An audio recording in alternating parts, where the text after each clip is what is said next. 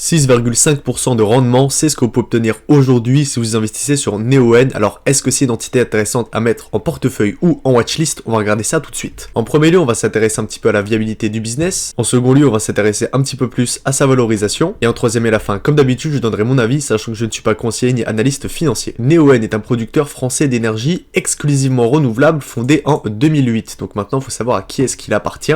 On voit que l'actionnaire ici, Impala Holding, est donc une holding présentée par Louis Dreyfus depuis 2013, et donc une entreprise dans l'énergie, l'industrie et les marques de la gestion d'actifs. Et donc ensuite, voilà, et aussi BPI France, c'est-à-dire que Neoen fait partie du portefeuille de l'État français. Donc déjà, c'est une bonne information à savoir.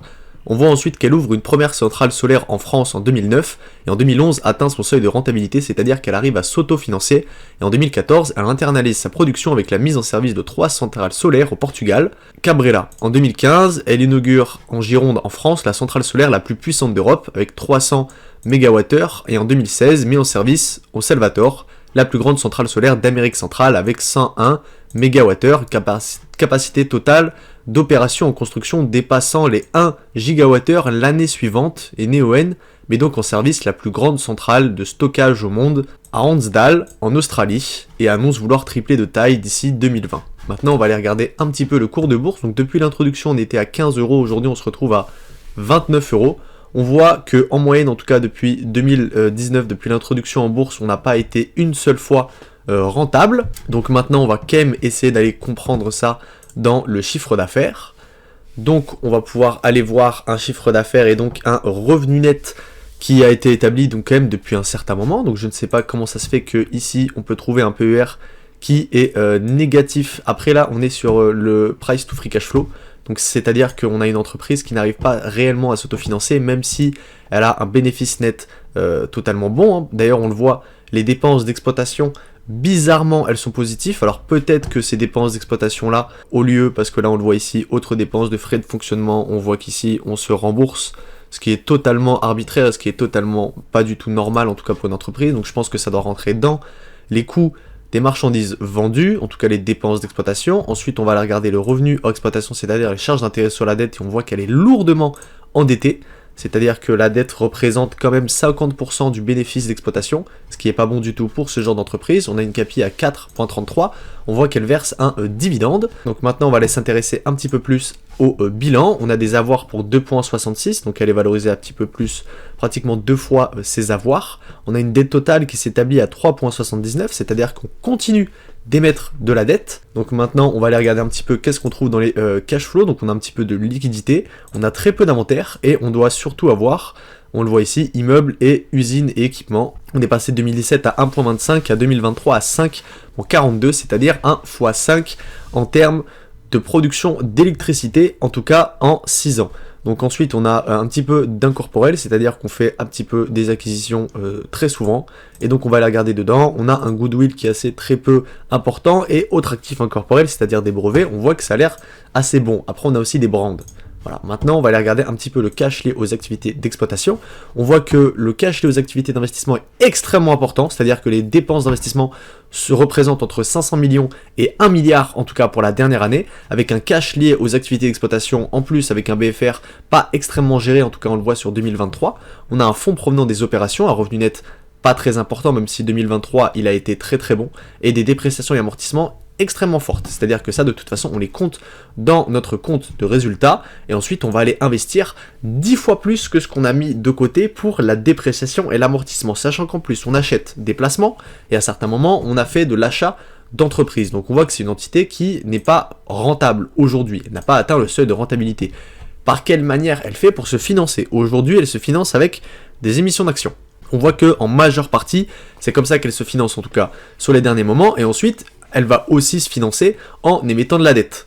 Donc on voit qu'aujourd'hui, voilà, on n'est pas sur une entreprise extrêmement rentable, on joue sur une tendance de fond qui serait de dire qu'à un moment Neoen fera partie des services publics, et donc notre facture d'électricité proviendra directement de chez Neoen, et à un moment elle arrivera au seuil de rentabilité au moment où elle aura atteint une masse critique. On va regarder ici les bénéfices. Qu'est-ce que pensent les analystes? On pense que le bénéfice serait voué à augmenter en 2027 jusqu'à 1,75, ce qui vous donnera un rendement sur coût d'acquisition d'à peu près 6 à 7%, ce qui aujourd'hui n'est pas énorme, sachant qu'en plus elle n'est même pas rentable, c'est-à-dire que ce bénéfice-là vous ne pouvez pas l'avoir. Ensuite, on voit que il y a un dividende qui est d'ailleurs en constante augmentation, ce qui est dingue parce que l'entreprise n'a pas les moyens de vous verser ce dividende. D'ailleurs, bizarrement, je ne le vois pas ici, total des dividendes versés. Moi, je trouve ça fou qu'une entreprise qui n'ait pas le moyen de s'autofinancer vous verse un dividende. Voilà, donc il faut faire quand même assez attention. Donc on regarde le nombre d'actions, on voit qu'il a il a pris 50% en 6 ans.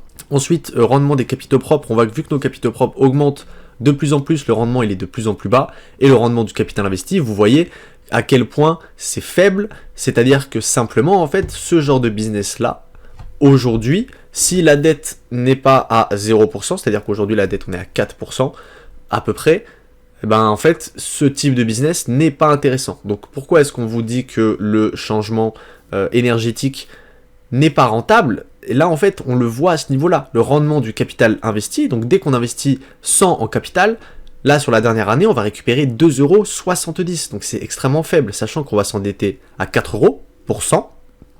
Donc évidemment, on n'est pas rentable. Donc aujourd'hui, on essaie d'atteindre une masse critique, on voit qu'on a une évolution de nos EBITDA, on voit que notre marge nette a fait x14. Pareil, notre marge opérationnelle, on voit qu'elle stagne un petit peu, c'est-à-dire qu'on a quand même des marges assez bonnes.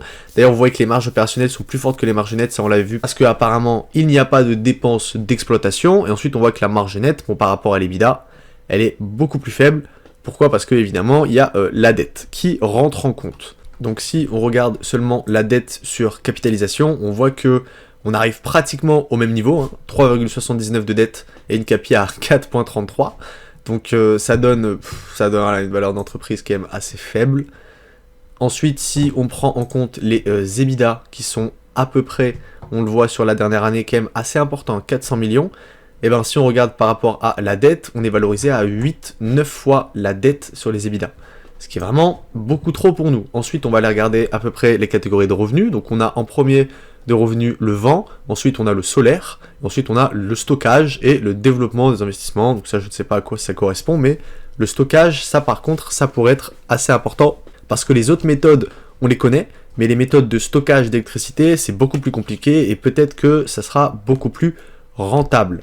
Donc maintenant, ça va être un petit peu dur de faire le calcul de la valorisation pour ce genre d'entreprise, étant donné qu'il n'y a pas de bénéfice. Maintenant, tout ce qu'on peut espérer, c'est se dire qu'à un moment, l'entreprise aura atteint une masse critique, aura fait assez d'investissements pour pouvoir être rentable, en tout cas, ou juste même pour pouvoir avoir la capacité de s'autofinancer. En tout cas, aujourd'hui, ce n'est pas une entité qui peut vous verser de l'argent. C'est-à-dire que si c'est votre objectif, passez votre chemin sur Neoen. Aujourd'hui, c'est une entité qui n'est toujours pas rentable. Donc si vous attendez quelque chose de cette entité, passez votre chemin. Si vous appréciez ce genre de vidéo, n'hésitez pas à mettre un like et à vous abonner à la chaîne YouTube. Et moi, je vous dis à bientôt.